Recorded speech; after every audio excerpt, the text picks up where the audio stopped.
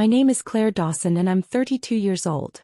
I work as a senior logistics coordinator in Chicago, managing supply chain operations for a mid-sized manufacturing firm. I make about $87,000 a year.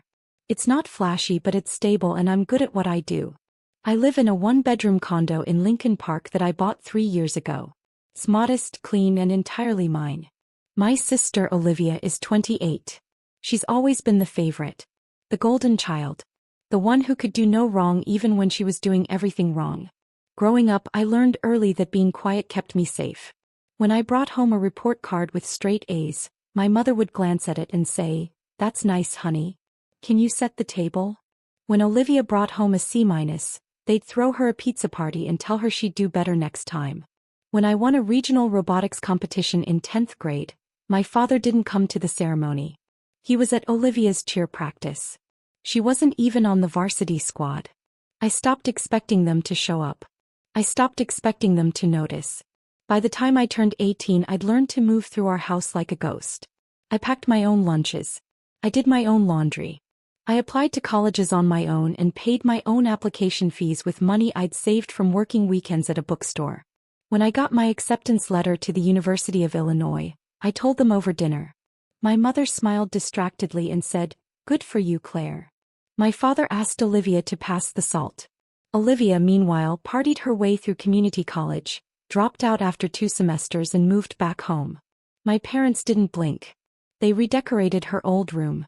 They paid off her credit card debt twice. When she got a DUI at 23, my father hired a lawyer and made it disappear. I graduated with honors, got my first real job and moved to Chicago. I rented a studio apartment in a decent neighborhood and worked my way up. I saved aggressively.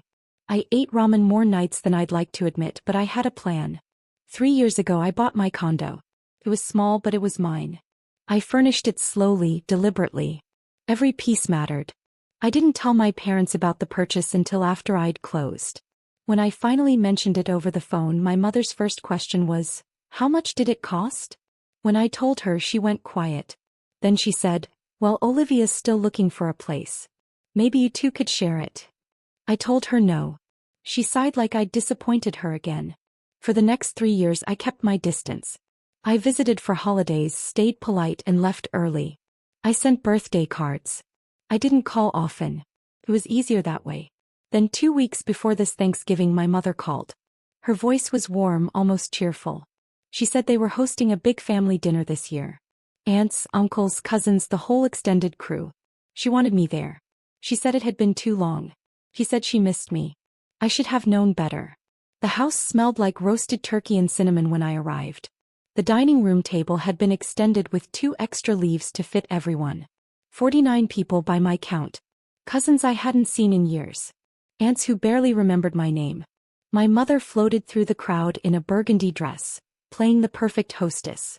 My father stood near the fireplace, laughing too loud at someone's joke. Olivia sat at the center of the table, her hair curled and shining under the chandelier. She looked radiant. She always did when she was the center of attention. I found a seat near the end between a second cousin and my Aunt Janet. I smiled politely. I sipped my wine. I waited. Dinner went smoothly at first. The turkey was carved. Plates were passed. Conversations overlapped in comfortable chaos.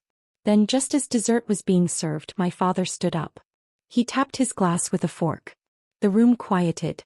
"I want to take a moment," he said, his voice carrying easily over the crowd, "to talk about family. About sacrifice. About what it means to take care of each other." I felt my stomach tighten. He gestured toward Olivia. "My daughter Olivia has been going through a tough time lately. She's working hard to get back on her feet. She's looking for a place to live, and as her family we want to support her." Murmurs of agreement rippled through the room. Olivia smiled, her eyes glistening with what looked like gratitude. Then my father turned to me. "Claire," he said, "you've done well for yourself. You have a stable job. You have that condo downtown. You don't need all that space." The room went silent. "So tonight," he continued, "we've decided that you're going to transfer ownership of your condo to Olivia. It's the right thing to do. It's what family does." 49 pairs of eyes turned toward me. Some looked sympathetic. Others looked expectant. A few nodded like this made perfect sense. My mother stood up, her hands clasped in front of her. Claire, honey, this is a chance for you to do something truly generous. Olivia needs this. You can always find another place. I set down my fork. My hands were steady, but my heart was pounding. No, I said quietly. The word hung in the air like a gunshot. My mother blinked. Excuse me. I said no. My father's face darkened. Claire, don't be selfish. This is about family. Family. I said, my voice still calm. You didn't come to my college graduation. You didn't ask how I afforded my condo. You didn't call when I got promoted. But now you want me to give away the one thing I've worked for. My mother's expression hardened. You're being ungrateful and cruel. After everything we've done for you. Something inside me snapped. Not loudly. Not violently. Just a quiet, clean break.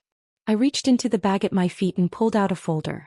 I'd brought it on instinct, the same way you bring an umbrella when the sky looks uncertain. I opened it and laid the first document on the table. This, I said, is the mortgage statement for this house. The one you live in.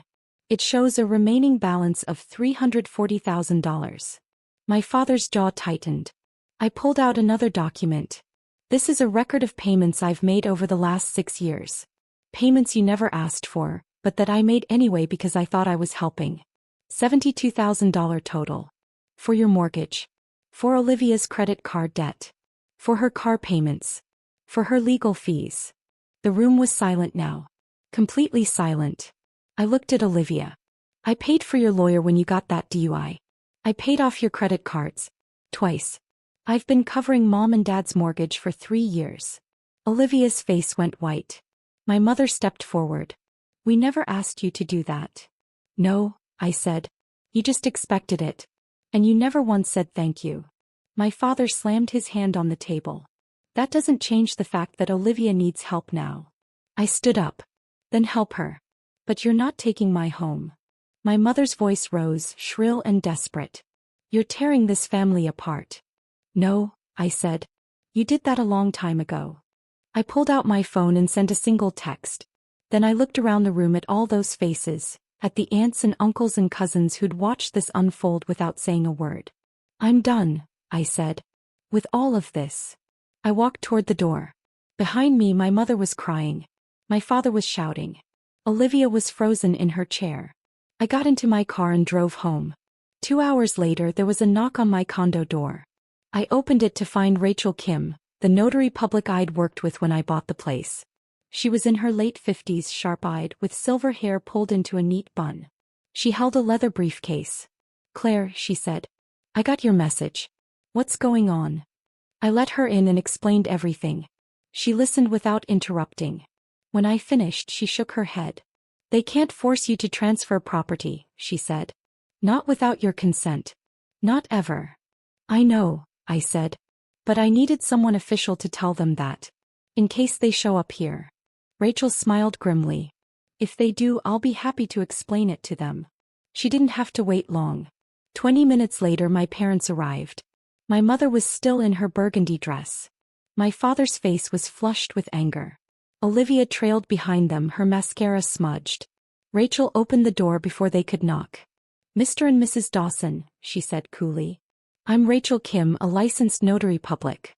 I understand you've been pressuring your daughter to transfer property to your other daughter. My father blustered. This is a family matter. No, Rachel said. This is a legal matter.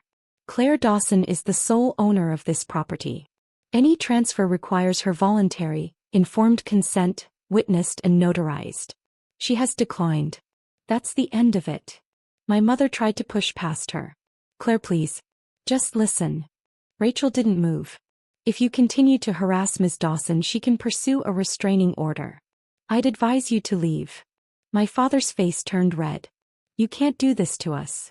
I'm not doing anything to you, I said from behind Rachel. I'm just not letting you do this to me anymore. Olivia finally spoke, her voice small. Claire, I'm sorry. I didn't know you'd been paying for everything. Yes, you did, I said. You just didn't care.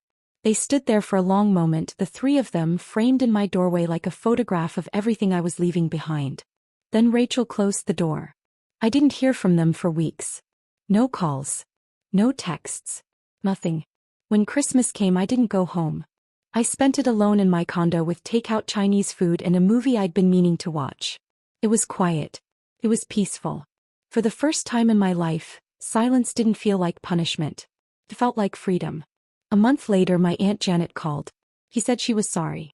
She said she should have spoken up at Thanksgiving. She said she'd always known I was being treated unfairly, but she'd been too scared to say anything. I told her I appreciated it. I told her I was okay. And I was. I still am. My condo is still mine. My life is still mine. And I've learned something important. Real love doesn't demand your peace as proof. Real love doesn't drain you. And families built on obligation instead of respect always collapse eventually. Sometimes the loudest revenge isn't a scream. It's the sound of your own footsteps walking away, and the door closing softly behind you. If you've ever been the one holding your family together while they tore you apart, I want to hear from you. Tell me where you're listening from and what line you had to draw. You're not alone.